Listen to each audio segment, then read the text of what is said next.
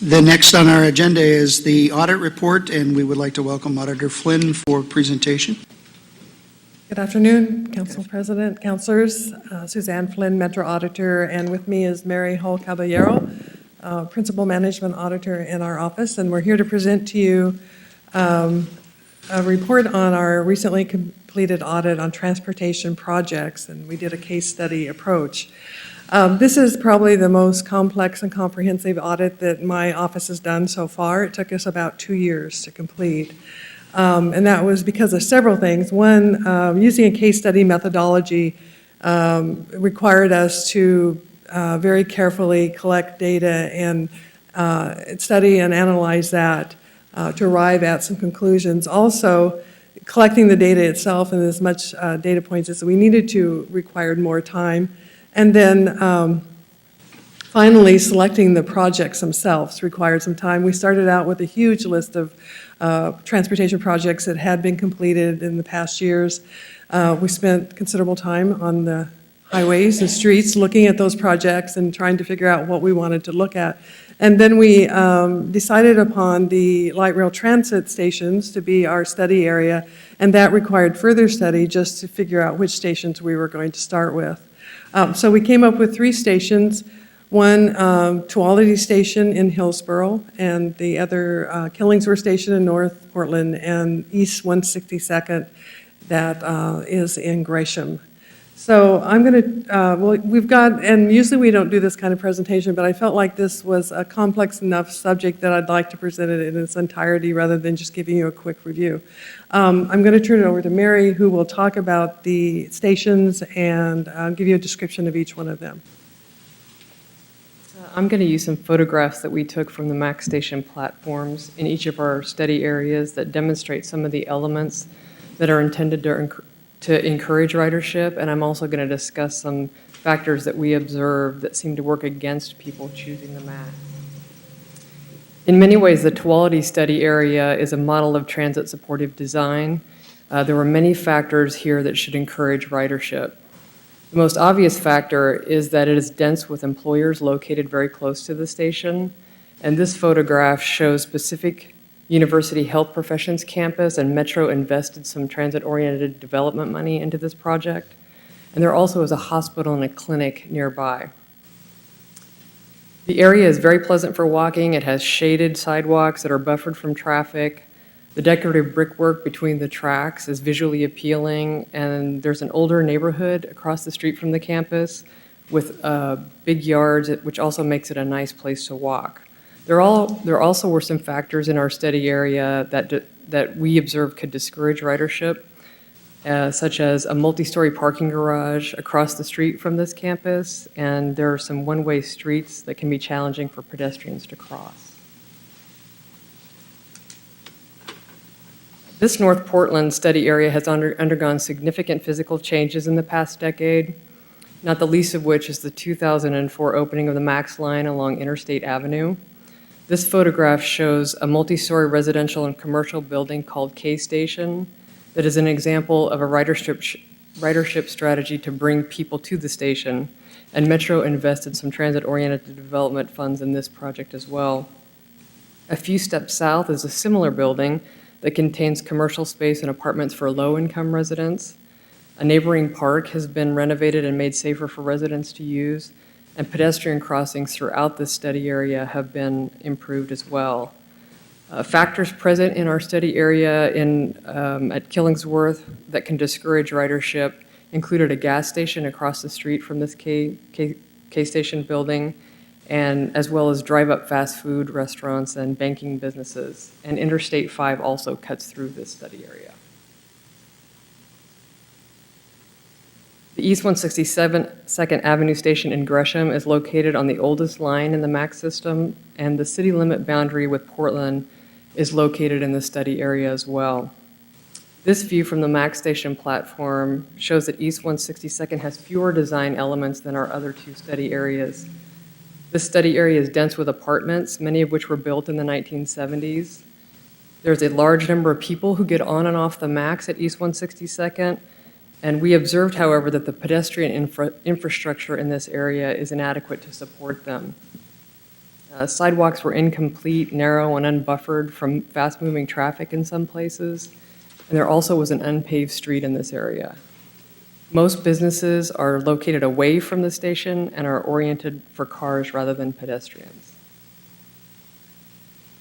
So we wanted to look at these stations from every angle possible. I've already talked about that we collected quite a bit of data during the course of the audit. The first piece of data that we looked at was ridership. We got this from TriMet, the statistics that they keep on an annual basis, and we created two measures from that data. We also looked at 2010 census data. We used a tool that the census has available called On the Map, where you can draw a boundary around an area you want to look at, and it pulls in state employment data and tells you what the inflow-outflow is. We created a resident survey to talk to riders and non-riders a quarter mile around the station area. We scoured through documents, budgets, plans, and inventoried the investments that have been made in each of these areas. And finally, we relied on our own observations. So auditors spend quite a bit of time at each station just observing the traffic, but also talking to residents, talking to business owners, nonprofit managers. So the first piece of data that we looked at was around performance. We wanted to know what had been the trend over time as far as ridership. Was there an increase, a decrease? Was there differences between the stations? So we looked at the growth trend and put these on a timeline graph to see what the trend was. And then also on this graph, we put the different investments that have been made. So this is Tuolity. You can see that the trend is positive. Started out at about 1,000 on average daily rides per weekday and ended up about 1,500 in 2012. There were several investments around a university campus and a medical campus, as well as some decisions made by the city of Hillsborough to make the area more walkable. At North Killingsworth, this is a shorter trend line because it's a newer line. But again, the trend is positive, it's going up. You can see the investments that Mary mentioned that we've put along the trend line. And then finally at East 162nd, you can see that once again, the trend line is going up, but the amount of rides on the weekday is quite a bit larger than either of the two stations, and the amount of investment is not as much. So this first look told us that there was a funding imbalance in this between these three stations. So East 162nd, of all the investments that we inventoried, only got 2% of that investment, whereas Killingsworth had 68% of that investment. Our conclusion at this point was that we really couldn't see, looking at these visually, a clear relationship between the amount of investment and the increase in ridership. The level of government investment is higher at North Killingsworth and lower at East 162nd, yet the ridership trends were all positive and more so at East 162nd. We looked at annual growth. This is again looking at ridership data. And we calculated an average annual growth rate, and we also calculated the average number of daily rides added per year. So for in this case, it's 2.9% growth rate and 35 added rides. North Killingsworth was higher at 4.3%, added daily rides at 86, and then East 162nd, as that trend line showed you, was the highest at 4.8% growth rate and 147 added daily rides per year. So from this, we identified a growth imbalance. If you added together all of the daily rides added by Tuolity and Killingsworth, it didn't equal what had been added at East 162nd. The finding was that the rate increase of rides added annually was considerably higher for East 162nd, and again, the investment was lower. So then we wanted to look at is there anything else that can be factored in that explains the ridership trends? what were the drivers. So we pulled in some more data for this analysis. We looked at inflow, outflow. This is from census. It's from the state employment data. And it looks at the number of persons who live outside the area coming into the area for employment reasons and the numbers that live in the area and going outside for employment reasons. And this is a quarter-mile area around the station. So you can see that Tuolumne is clearly a large number of people coming into the area who live outside, and they're coming in for employment purposes. North Killingsworth was just the opposite, and smaller numbers. So at North Killingsworth, you had 977 people who were employed, who were living in the study area and employed outside, and a smaller amount who lived outside and were employed inside. East 162nd was very similar to Killingsworth. So from this look, we concluded that Tuolumne Station was clearly an employee destination, that there were over 10 times the number of people coming into the area for employment reasons than there were in the other two study areas. I'm going to turn it over to Mary, and she'll talk about some of the demographics in what we found with our resident survey.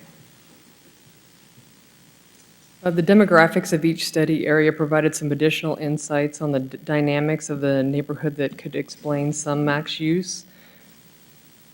East 162nd had the most people living within a quarter mile of the station. It had 29 persons per acre compared to 13 in Killingsworth and 6 in Tuolumne.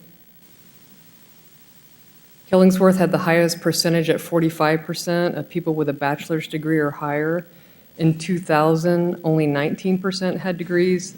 That change indicates significant residential turnover had occurred between 2000 and 2010. Tuolumne had the highest household income, followed closely by Killingsworth.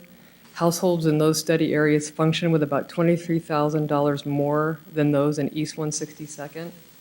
Residents in East 162nd also had the highest percentage of workers without cars and the longest commutes.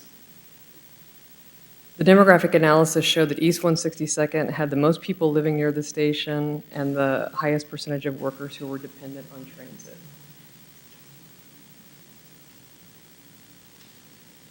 We used a survey to find out if the strategies to increase ridership had the intended effect. We also wanted to ask non-riders why they didn't use the MAX, given that they live so close to the station. We asked both groups what changes would get them to ride more. We described the strategies as placing retail businesses and services near stations, increasing residential options near stations, enabling a sense of personal safety in the neighborhood at the station and on the MAX trains, improving sidewalks, crosswalks, and bike lanes near the stations, and encouraging people to drive less and use other travel methods. Overall, 42% of the group that used the MAX said that the combined effect of the strategies made them want to take light rail more. Tuolumne had the highest percentage of respondents who found the strategies effective, and East 162nd had the lowest percentage. When we asked non-riders for the top reason they didn't use the MAX, each study area pointed to a different reason. Tuolumne respondents said that the MAX did not go where they wanted to go. Killingsworth respondents said that MAX trips took too long. And East 162nd respondents said that they feared for their personal safety. Both riders and non-riders from all three study areas pointed to operational improvements as the best way to get them to ride more, such as quicker trips, lower fares, and better destinations. A number of people at East 162nd also pointed to the need for security improvements. The survey results showed that the ridership strategies motivated some riders as intended, but that more effective solutions may lie outside of those strategies.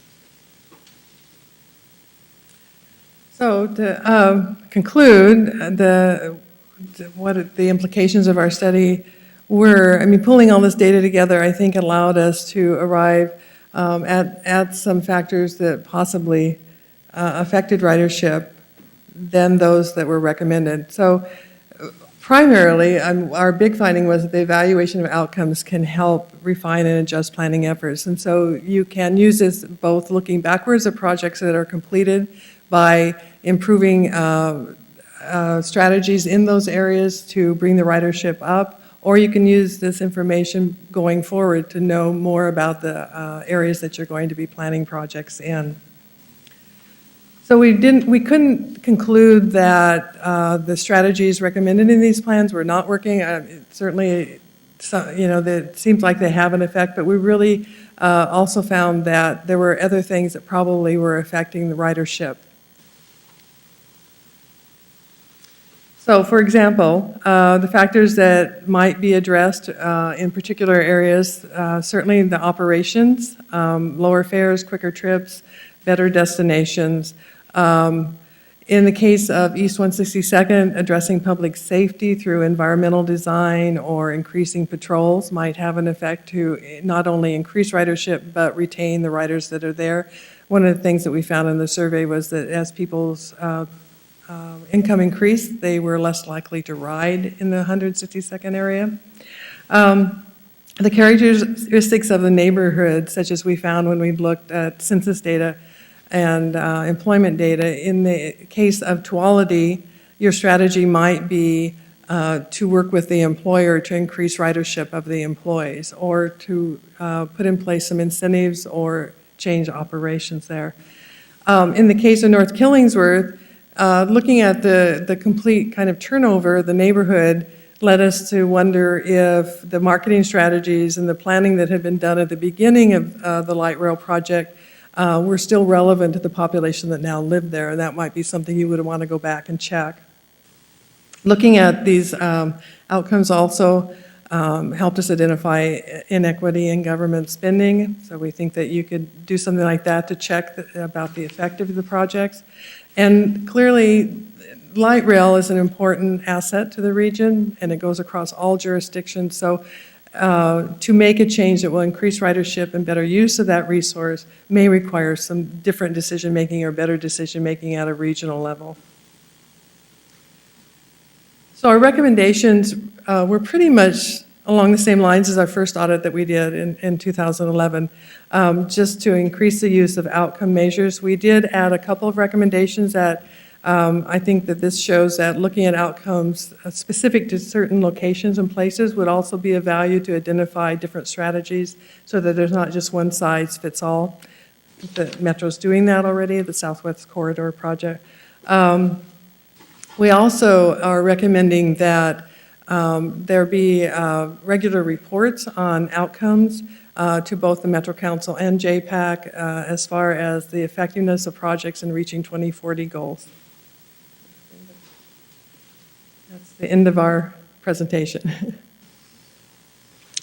Okay, questions? Do we have a management report or management follow-up? Should we do that first and then have the discussion? Thank you, John.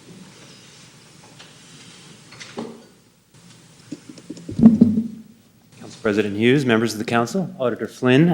My name is John Williams. I'm the acting director of Metro's Planning and Development Department.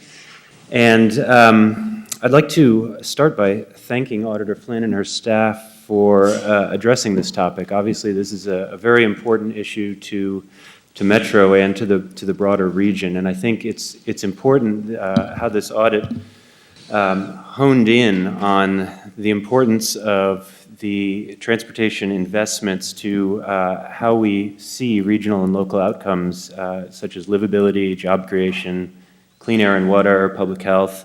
This is all in keeping with Metro Council direction, and I think that was a good ending there to focus on outcomes. That's certainly the intention of the Metro Council and of our work.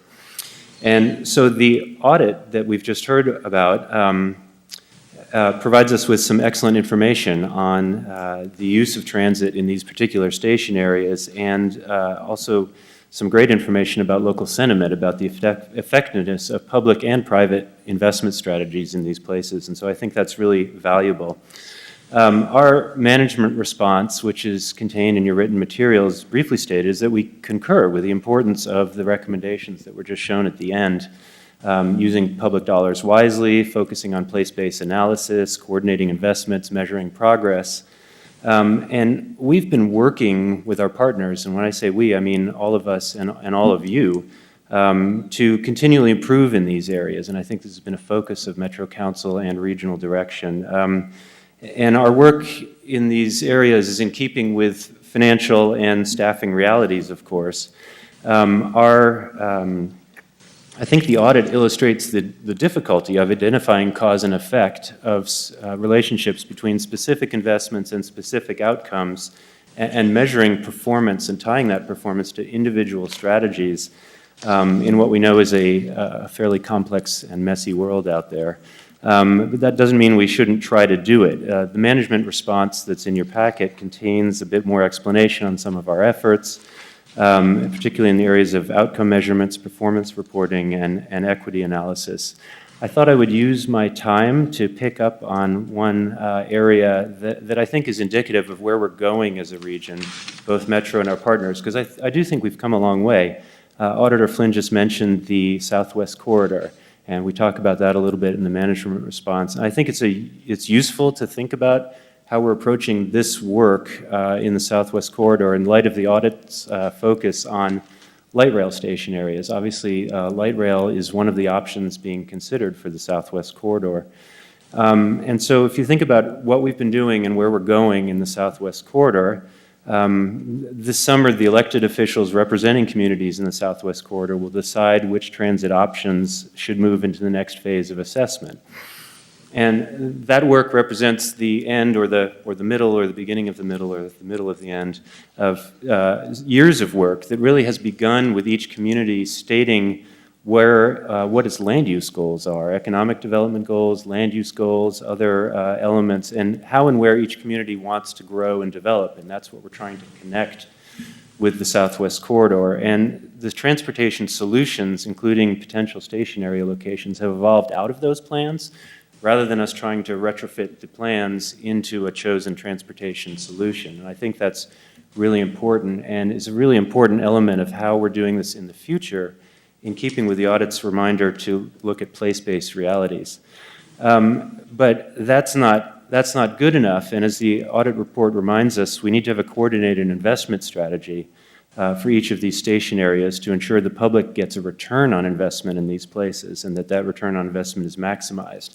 And so the plan that we're creating with our partners is going to call out an investment strategy, and it's going to attribute particular investments to particular private and public sector partners. And I'm just going to read really briefly, I am going to quote one section from the management response. And so just as an example of these kinds of strategies, because I think they're connected to the strategies you heard about in the audit, local communities will need to commit to actions such as increasing zone density, building sidewalks, offering development incentives to ensure that a region's investment in high-capacity transit, if that's the way we go, and other public infrastructure is successful.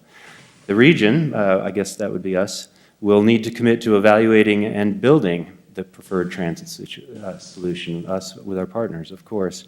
And then TriMet, you certainly heard in the audit the importance of operational systems. And so TriMet will need to commit to providing the enhanced transit service if that's the direction we go. And so in the Southwest Corridor study, we have an extensive analysis of development potential, job creation, sidewalk, bikeway, roadway needs, socioeconomic and health conditions, parks and open space, all of that being linked to the evaluation of transit alternatives. And so that's pretty much what I wanted to present. There's more information in what we wrote, but if you have any questions for either me or obviously of the auditor, I'd be happy to take a stab at them. Martha, I don't know if you have anything else that you want me to add on top of that? No, thanks, John, for pinch hitting today. I know that we lost a director in the process, but I do think that what we learned from the audit is directly relevant to the type of work and the approach of the work that we're trying to do in the planning department in the future. So, thank you, John. Would comment that the loss of the director was not in response to Mr. Charles' comments earlier. So, Councilor Chase, do you have a question? Or you're just not yet. Okay. Your light was on, which is why I asked him. Councilor Craddock. Councilor Craddock, I'm sorry. I'm using your button. There you go. Would you like me to go ahead? Yeah, go ahead. Okay. I just want to say thank you very much for this. I think it's a very interesting audit, and particularly the because the 162nd is, of course, in my district. A couple observations. I think the blue line, or the blue line to Gresham is coming up close to its 30th year since it's been built. And of course, it's an old facility now. And we, of course, didn't go as Mr. Williams was mentioning on the approach that we take now with the Southwest Corridor and previously with the East Metro Connection Plan. At that time, obviously, the way we got work done in those transportation projects is much different than it is now. The land use review and planning was not done for that area, which laid a line. That was an area that was already highly dense at that time already. As you mentioned, the apartments that are in that area are well over 30-some years old, if probably not close to 40 years old. They were not built with the quality that we would expect nowadays, and now have become the affordable, for-profit affordable housing for the region. And in addition, I've observed is that in these three locations that that you did the audit on, they have different purposes. The Tuolumne station has a fair amount of employment planned for that area. And then as is the station that's in North Killingsworth, there's some employment there, it's also residential. Whereas 162nd, there's not an employment area and it's almost all residential. So it really creates a different dynamic, and because of the changes that have occurred in our demographics over the region, this has confounded the differences in these stations. I sure agree, we need to do more with the 162nd station, and it's something that I really would like to begin to focus on and figure out how we might do that. But I just want to make sure that we mention that the purpose of these stations and the land use in each of those stations is much different. And it really does drive the dynamics of how that station has evolved. But I sure don't disagree with you that we need to do more. We need to do more outcome-based, and we need to do more to make sure that each of these stations are thriving, they're doing well, they're areas that we all want to live and put our business. And so I really appreciate this audit. I think it's very valuable, and look forward to, as we move forward, to do it all we can to follow through with your recommendations. Councilor Stacy. Auditor Flynn, I want to also congratulate you and your staff for undertaking this work and providing an unusual snapshot of some of the outcomes by taking the case study approach. We may not often enough have that sort of in-depth look at particular areas and how they've fared. I think in the heart of the management response is a question that occurred to me as I looked at the study, and that is about how we establish causality between the factors that you observed in the case studies and the factors that may drive transit use. You pointed out differences in demographics and in income, in population, in perceptions of safety at the different sites. And then much of your focus is on the level of public investment in those sites. Transit-oriented development program of Metro, the level of investment in amenities by TriMet itself, investments by local governments, both in services and in program and structures. All of those have an impact as well.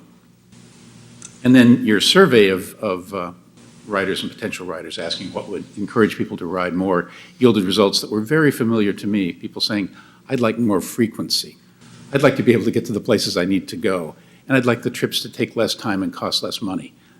Those kind of customer satisfaction objectives of transit service, my own intuition and my own experience suggests that those are very powerful motivators. That if there's good connectivity to destinations served by that station, because the rest of the transit network is robust, it's more likely to attract people.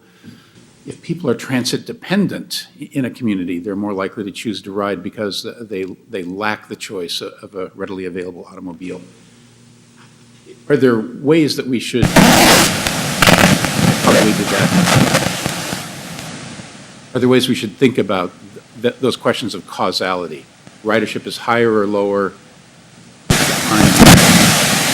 things that, based upon certain factors and certain circumstances, how much of, is this me? How much, yeah, how much of this is the physical factors that you identified in those station areas, and how much of it is, or investments by public entities, and how much of it is the wide range in conditions and circumstances at each of the stations, and how can we make those causal connections? Sorry for the open-ended nature of that question, but it's sort of at the heart of what it is we should assess in order to judge outcomes and performance. Well, I mean, I think our point was that it should be assessed, that we'd like Metro to pick a few important outcomes related to regional goals and look at those and then ask those very questions that you're asking.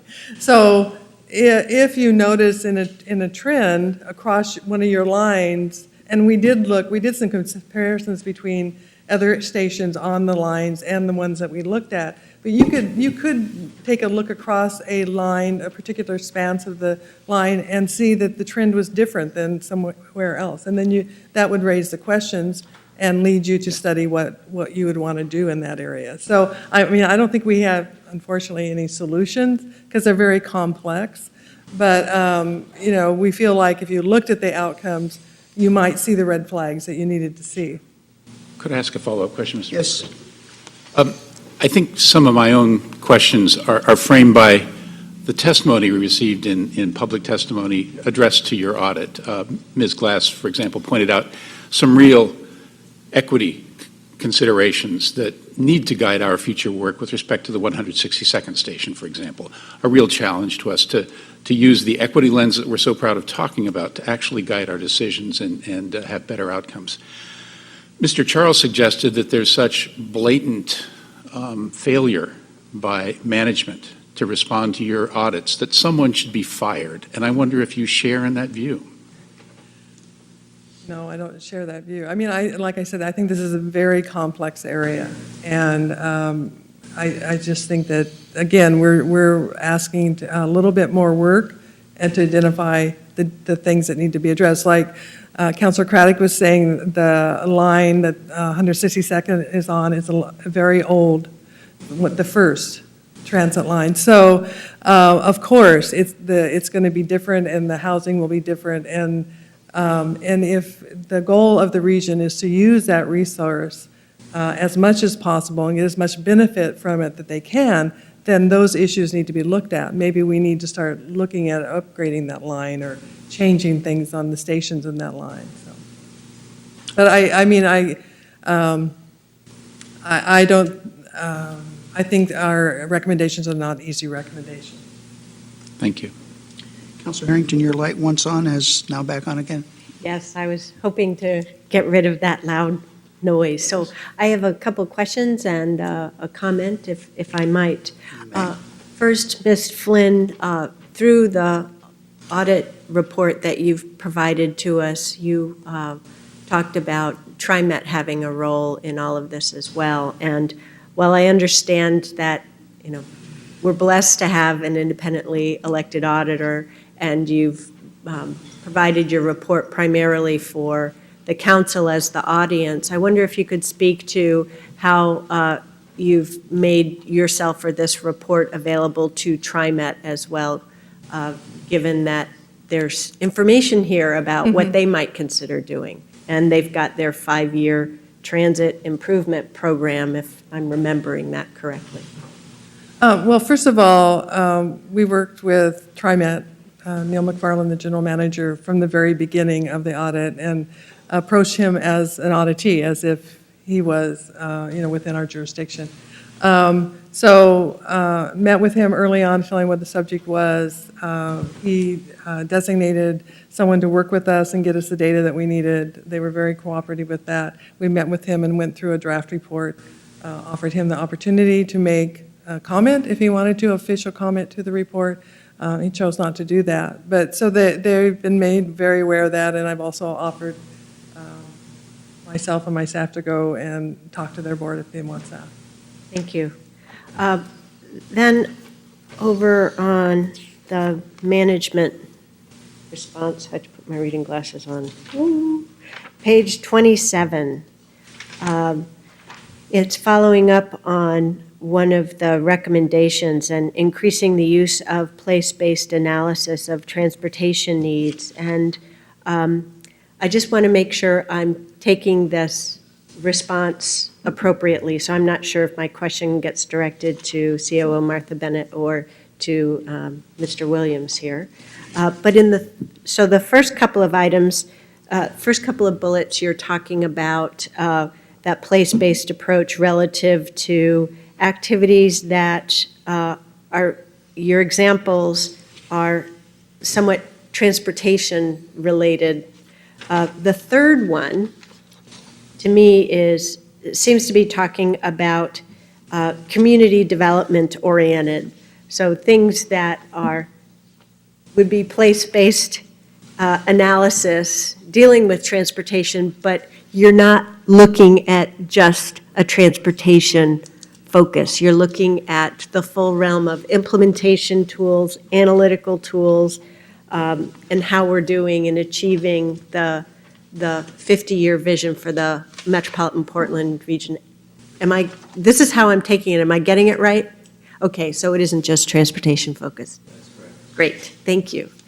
And then on my comment, and it ultimately comes to a request for all of us, I hope. I appreciate the work that's gone into this audit, as you talked about, it being comprehensive, case study focused, and it really demonstrates that in each of these areas, and not just these three areas, that there are different characteristics and challenges, and that a one-size-fits-all approach isn't how we do things, nor are you recommending that. So I just wanted to acknowledge that, and I recall some of our implementation tools, but also our analytical tools for how we're figuring out how we're getting to places, to our vision. We've got things like the State of the Centers report, our Todd annual report, our strategic plans. So I'm just reminded of these things. Is there room for improvement in terms of how we do our work? Yes. Is Metro a learning organization? Yes. And your report helps us do a better job moving forward.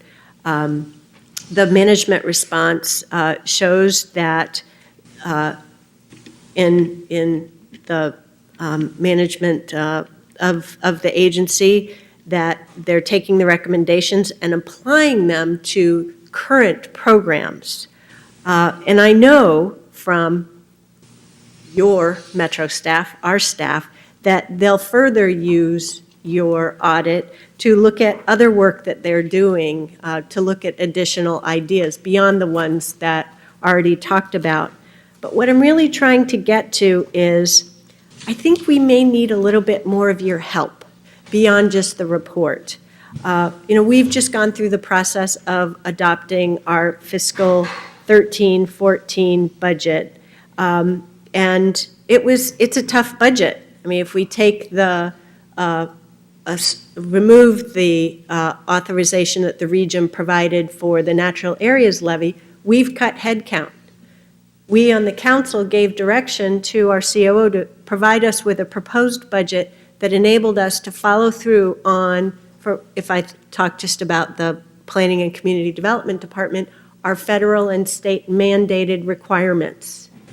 And because of reductions in revenue sources and increased costs, we're not able to do all of the things that we've been doing or would like to do.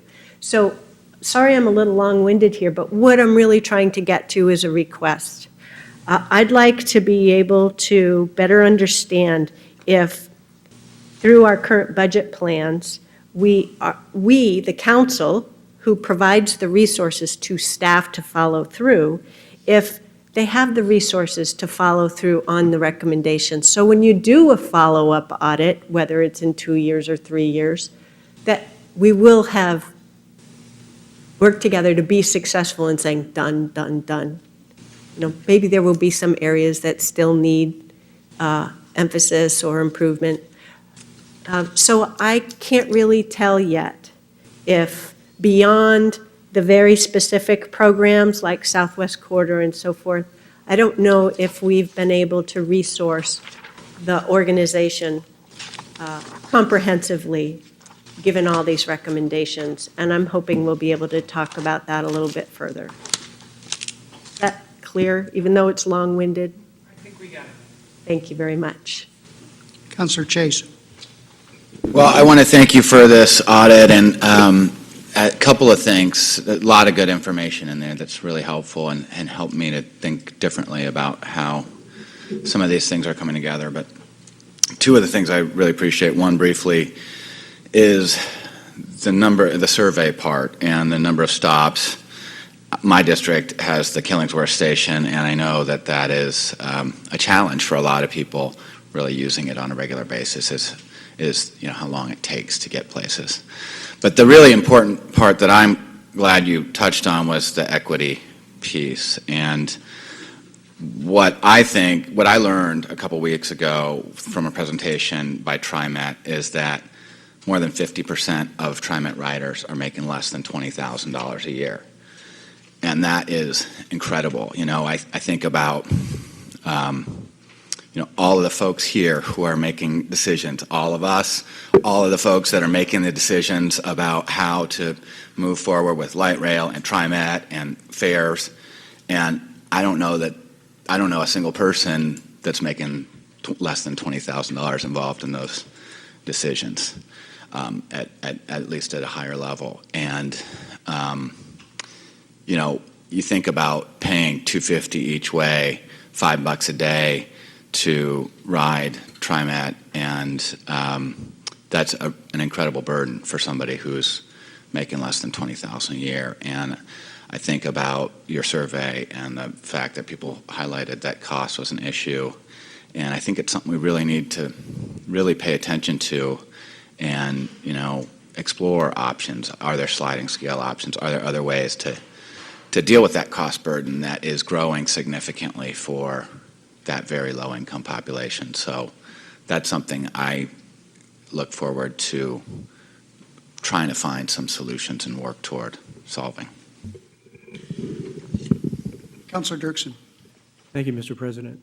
I want to also thank you for your audit, and I found it extremely thought-provoking, though not as illuminating as I would hope, because it's as you say, it's a very complex issue. But it helped me kind of see what the relationship is between transit and transit ridership and public investment and development. And I think that it shows us that perhaps the cause and effect between those is not as strong as perhaps some people think.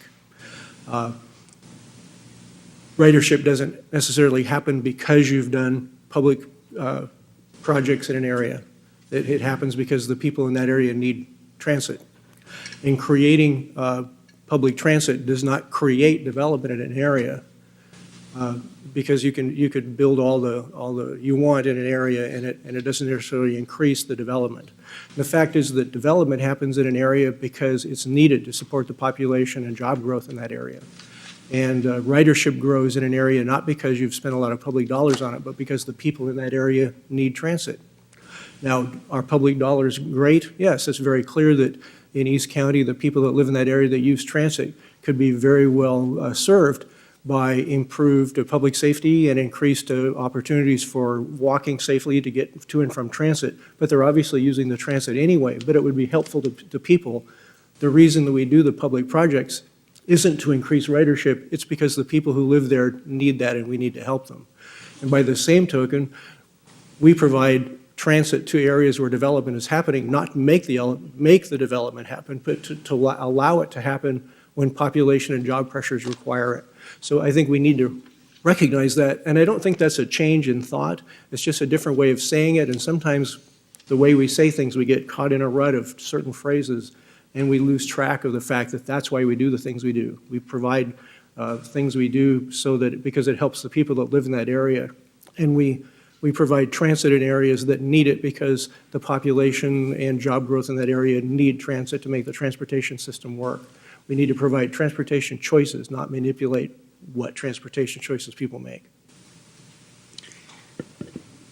Thank you. I would just, first of all, thank you for the audit. Again, as always, I find the audit interesting and challenging and opening my eyes to some issues that I had not thought about before. All three of these stations are in my district. And so I have some knowledge of all three of them, but to be perfectly honest, the Tuolumne Station is the one I have the most knowledge of, having served on the Hillsborough Planning Commission when we designed the station area. I wasn't actually quite there when we welcomed light rail into the community, but I was pretty close behind it and had actually been there before. But a couple of comments that I think about the audit in general, based in part on some of the anecdotal information that I have about Tuolumne, is that in some respects I would kind of contradict what Councilor Dirksen just said with regard to Tuolumne. Tuolumne is one of those stations, and it may be the exception to the norm, where the ridership that is using getting on and off at Tuolumne is there largely because of public investment. Not just the public investment in the light rail, which of course was not insignificant, but the public investment, the TOD program that allowed Pacific to build there. Interestingly enough, the city of Hillsborough and the state of Oregon and the U.S. government investment in the parking garage, AKA transit, intermodal transit facility, actually was the investment that allowed Pacific to go forward with their expansion, which allowed the growth. And I'm assuming that the 2,163 shown as employees include students at Pacific University? It's just employees, so. Okay, so since that number is significantly lower than if you add in the students who come to Pacific, and one of the things that Pacific has done that I would compliment them on as a good stewards of all of this is when they accept a new student, their new student package goes out to them and they list all of the apartments along the transit line, along the MAX line, where there are rentals available so that people can directly commute back and forth to work or to school on transit. And so they've done a great deal to increase the transit ridership at that particular location.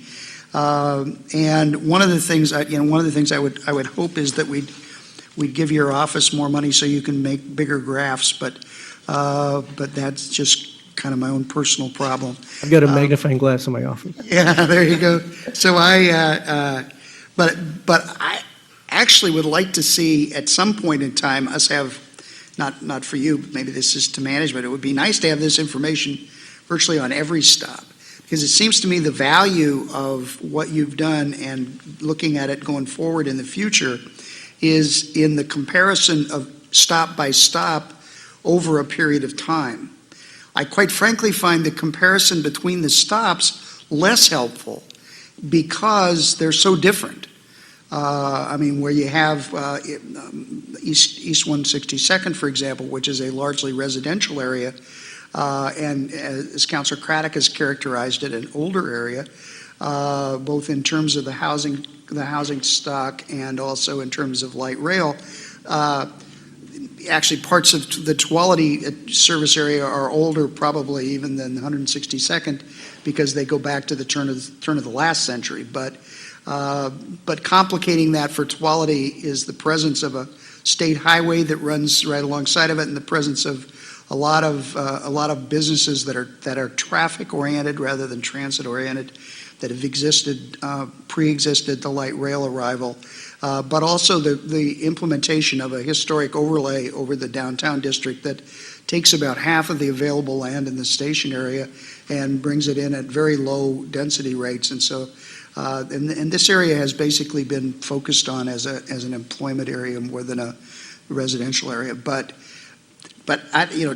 in some respects, making the comparison strikes me that when you look at equity lens as compared to increasing ridership, There are going to be some stations that are going to need public investment in order to increase riderships, and there are going to be stations that are going to have ridership regardless of public investment or not. And somehow the equity lens ought to notice that, but I don't know that we ought to drive all of our investments based on equity if we're going to increase ridership.